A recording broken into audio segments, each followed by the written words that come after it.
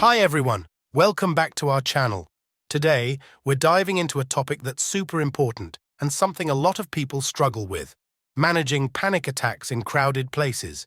If you've ever had a panic attack, you know how intense and scary it can be, especially when you're surrounded by people and it feels like there's no escape.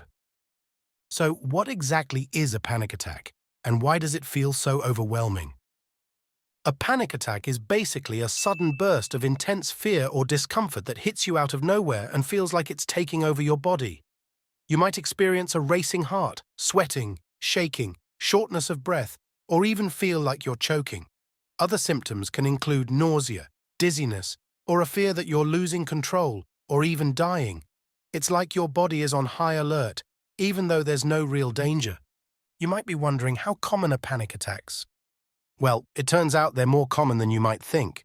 According to the National Institute of Mental Health and the World Health Organization, about 8.7 million people in the US experience panic attacks.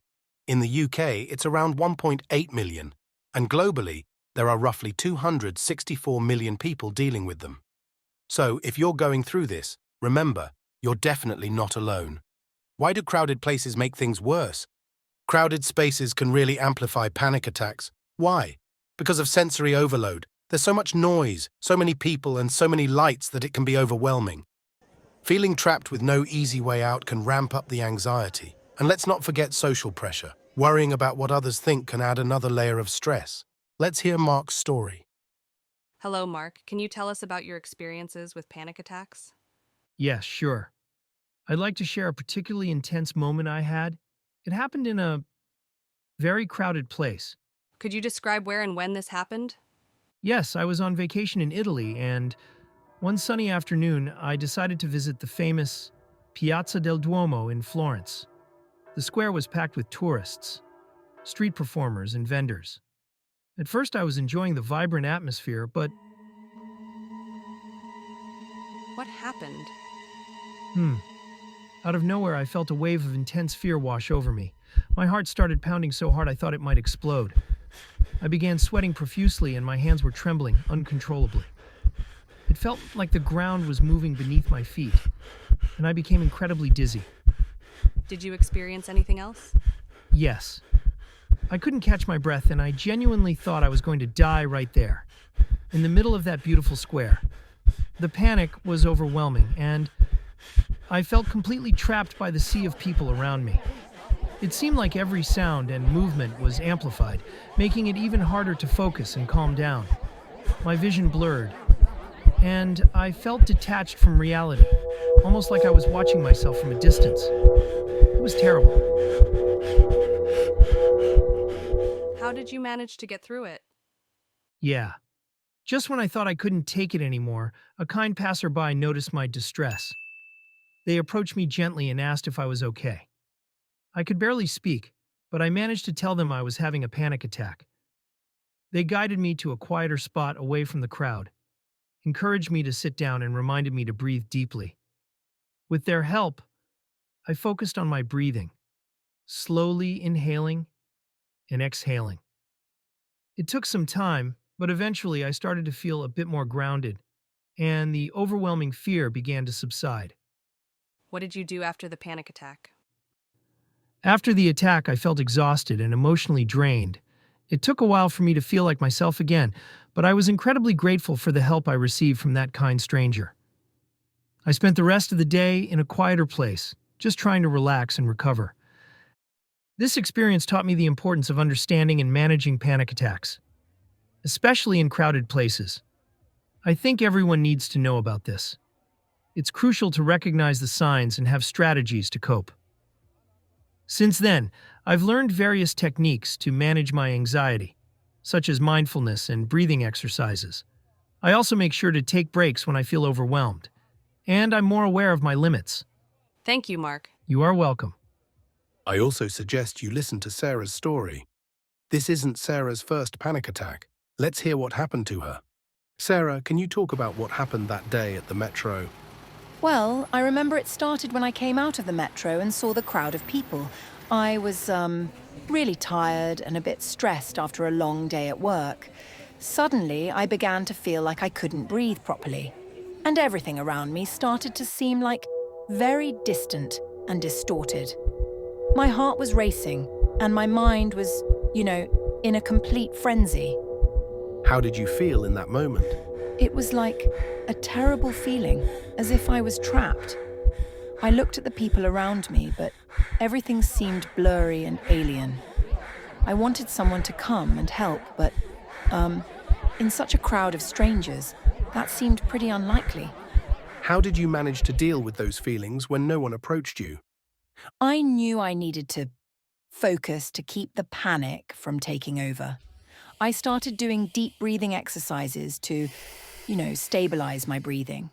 I closed my eyes and tried to focus on feeling my hands, my legs, my body.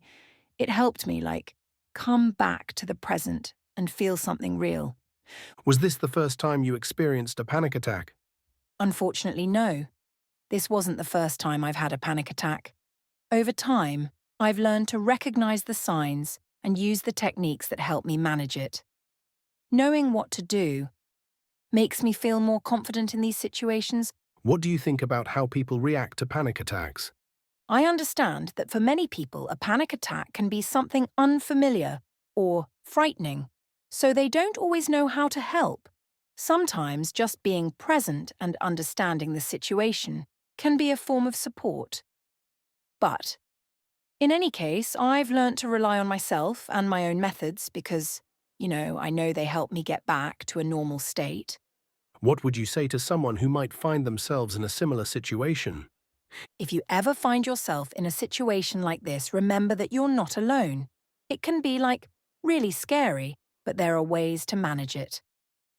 Focus on your breathing, try to feel your body, and remember that it's temporary.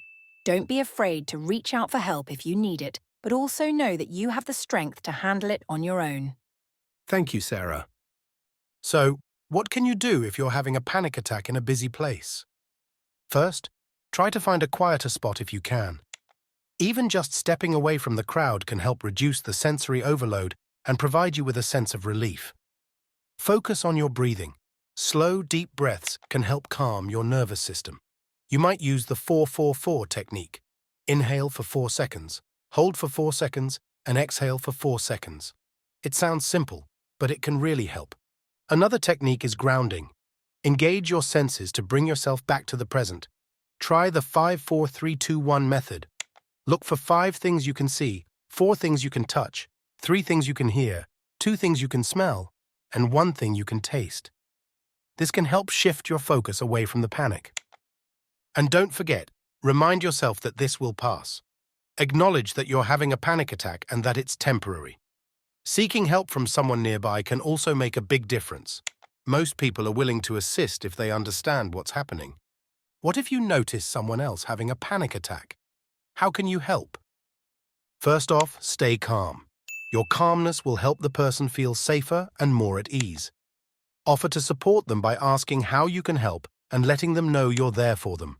Encourage them to breathe deeply and, if possible, help them find a quieter place. You can also assist with grounding techniques to help them refocus. How can you tell if you're having a panic attack or if something else might be going on? It's important to differentiate between panic attacks and other conditions. Rapid heartbeat and chest pain can sometimes indicate heart issues, so if you have severe or persistent pain, seek medical attention. General anxiety might cause similar symptoms, but it's usually more chronic and tied to specific stressors. Phobias might trigger panic attacks related to specific fears, while respiratory issues might cause shortness of breath. Gastrointestinal problems can also cause nausea and abdominal distress, but during a panic attack, these symptoms are accompanied by intense fear.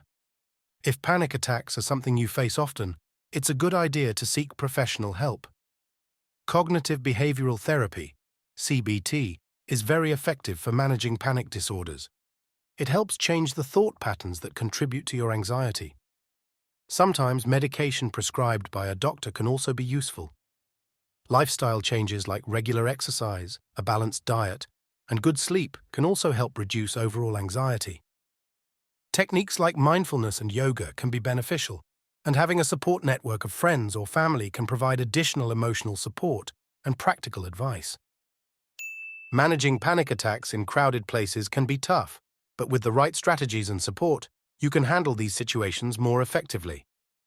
Remember, you're not alone, and there's help available.